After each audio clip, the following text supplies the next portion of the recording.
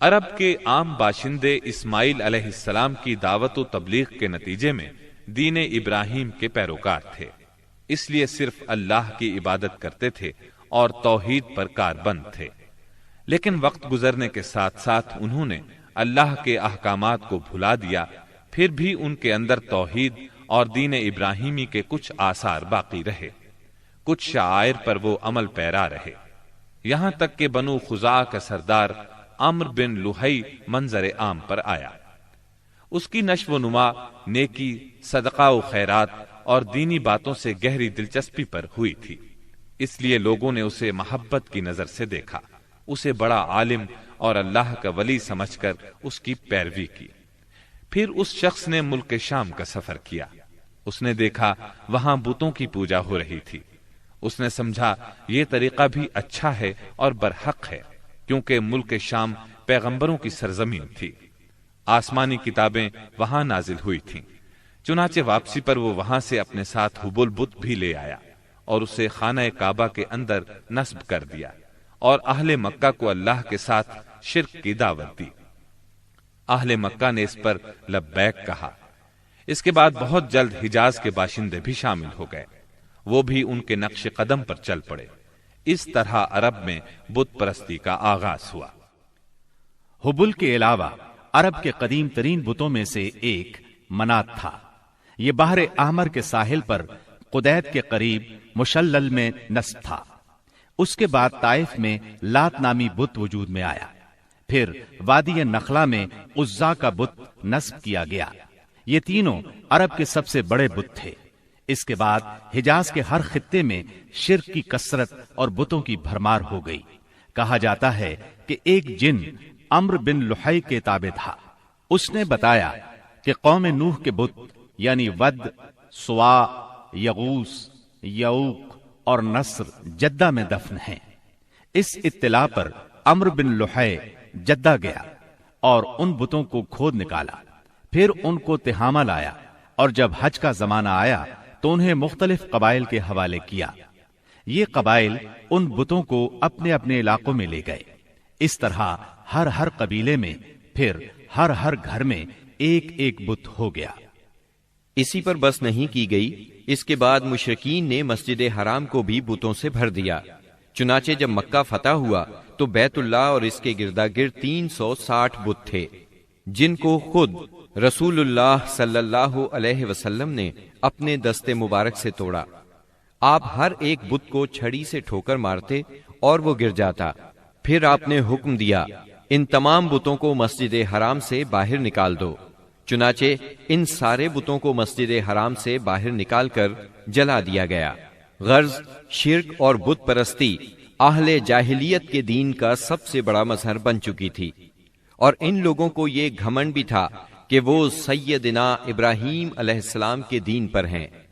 پھر اہل جاہلیت کے یہاں بت پرستی کے کچھ خاص طریقے بھی رائج تھے، جو زیادہ تر عمرو بن لوہی کے گھڑے ہوئے تھے۔ یہ جاہل لوگ سمجھتے تھے کہ عمرو بن لوہی کے طریقے دین ابراہیمی میں تبدیلی نہیں بلکہ بدعت حسنہ ہیں۔ ان میں بت پرستی کی کیا کیا رسمیں رائج تھیں، اس کی تفصیل بھی سن لیں۔ نمبر 1، اس دور کے جاہل مشرک بتوں کے پاس مجاور بن کر بیٹھتے تھے، ان کی پناہ ڈھونڈتے تھے، انہیں زور زور سے پکارتے تھے، حاجت روائی اور مشکل کشائی کے لیے ان کو پکارتے تھے اور سمجھتے تھے کہ وہ اللہ سے سفارش کر کے ہماری مراد پوری کرا دیں گے۔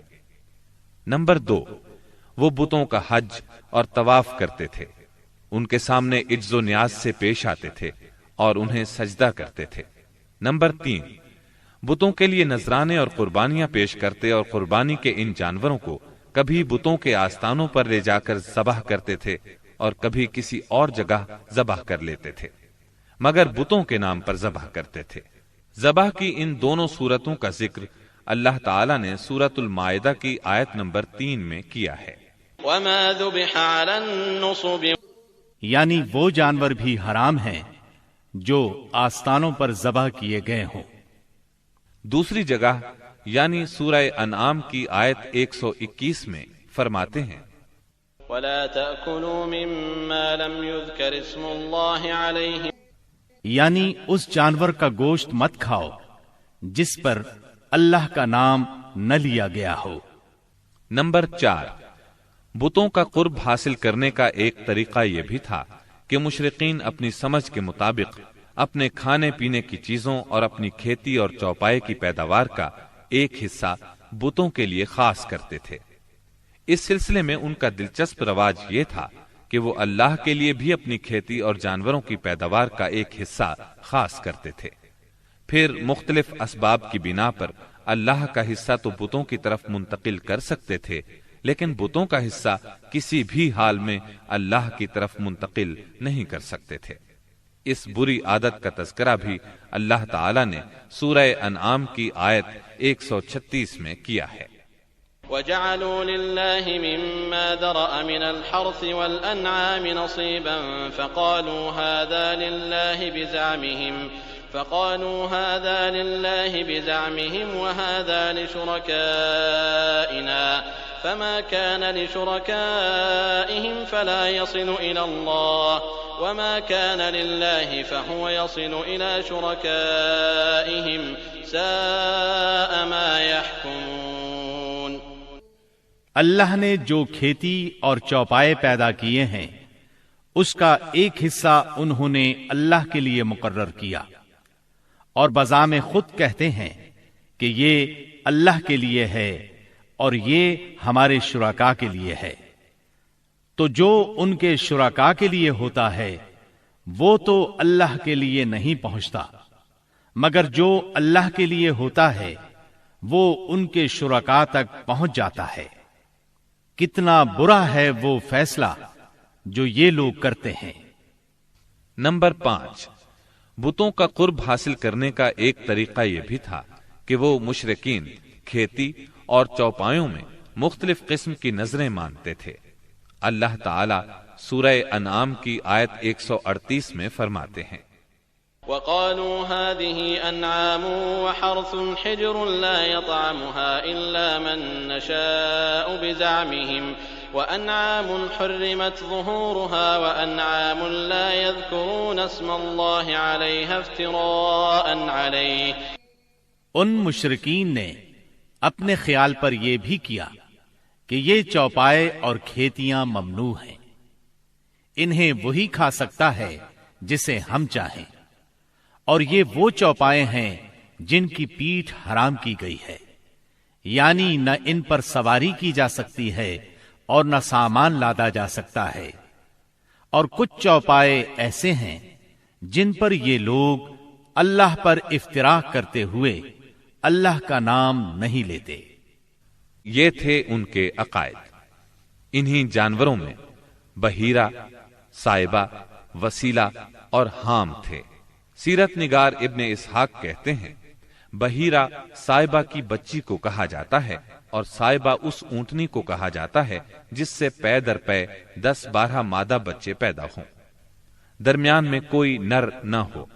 ایسی اونٹنی کو آزاد چھوڑ دیا جاتا تھا، اس پر سواری نہیں کی جاتی تھی، اس کے بال بھی نہیں کاٹے جاتے تھے، اور مہمان کے سوا اس کا دودھ کوئی نہیں پی سکتا تھا۔ اس کے بعد یہ اونٹنی جو مادہ بچہ جنتی، اس کا کان چیر دیا جاتا اور اسے بھی اس کی ماں کے ساتھ آزاد چھوڑ دیا جاتا، اس پر سواری بھی نہ کی جاتی، اس کے بال نہ کاٹے جاتے، اور مہمان کے سوا کوئی اس کا دودھ نہ پیتا۔ اسی کو بحیرہ کہتے ہیں، اور صائبہ اس کی ماں ہے۔ وسیلہ اس بکری کو کہا جاتا تھا جو 5 مرتبہ پے در پے 2 مادہ بچے جنتی تھی، یعنی 5 بار میں 10 مادہ بچے پیدا ہوتے، درمیان میں کوئی نر نہ پیدا ہوتا۔ اس بکری کو اس لیے وسیلہ کہا جاتا تھا کہ وہ سارے مادہ بچوں کو ایک دوسرے سے جوڑ دیتی تھی۔ اس کے بعد اس بکری سے جو بچے پیدا ہوتے انہیں صرف مرد کھا سکتے تھے، عورتیں نہیں کھا سکتی تھیں۔ البتہ اگر کوئی بچہ مردہ پیدا ہوتا تو اس کو مرد عورت سبھی کھا سکتے تھے۔ حام اس نر اونٹ کو کہتے تھے جس کی جفتی سے پے در پے 10 مادہ بچے پیدا ہوتے، درمیان میں نر نہ پیدا ہوتا۔ ایسے اونٹ کی پیٹھ محفوظ کر دی جاتی تھی، نہ اس پر سواری کی جاتی، نہ بال کاٹے جاتے، بلکہ اسے اونٹوں کے ریوڑ میں جفتی کے لیے آزاد چھوڑ دیا جاتا۔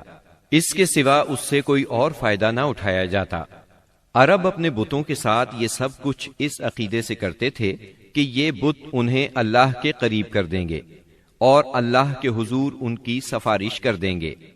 چنانچہ مشرکین جو کہتے تھے، قرآن کریم میں اللہ تعالیٰ نے سورہ زمر کی آیت نمبر 3 میں اس طرح تذکرہ کیا ہے، ما نعبدهم إلا ليقربونا إلى الله زلفى، ہم ان کی عبادت صرف اس لیے کر رہے ہیں کہ وہ ہمیں اللہ کے قریب کر دیں۔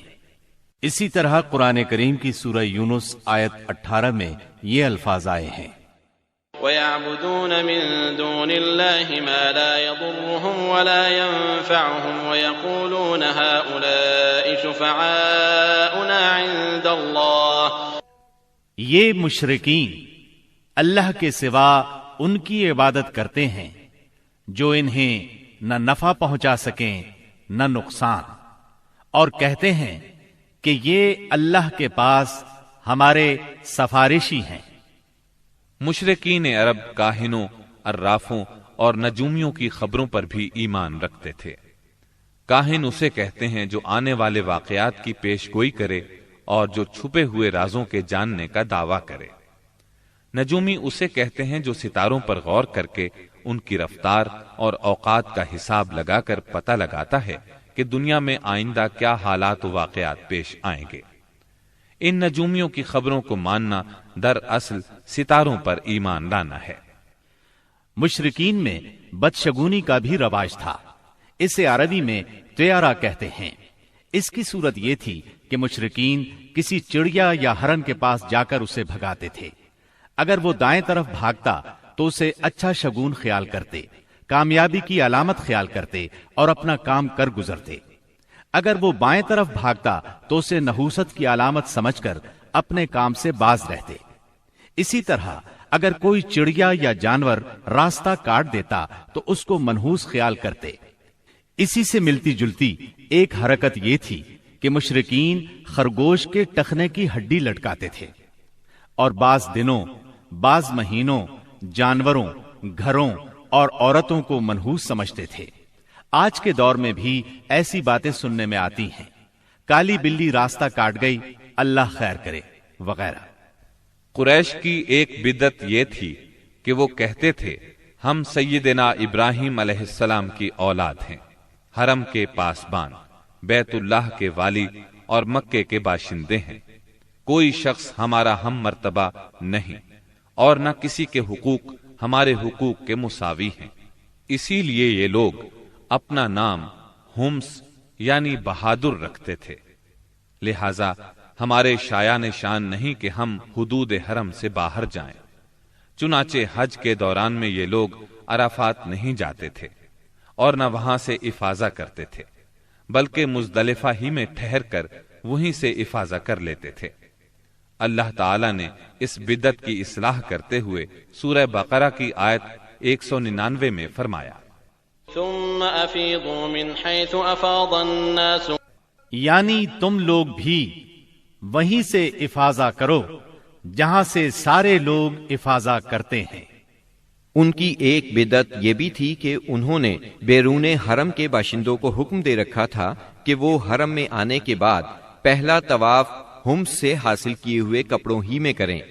چنانچہ ان کا کپڑا اگر دستیاب نہ ہوتا تو مرد ننگے طواف کرتے اور عورتیں اپنے سارے کپڑے اتار کر صرف ایک چھوٹا سا کھلا کرتا پہن لیتیں اور اسی میں طواف کرتیں اور دوران طواف یہ شعر پڑھتیں، اليوم يبدو بعضه أو كله وما بدأ منه فلا أحله، آج کچھ یا ساری شرمگاہ کھل جائے گی، لیکن جو کھل جائے میں اسے دیکھنا حلال قرار نہیں دیتی۔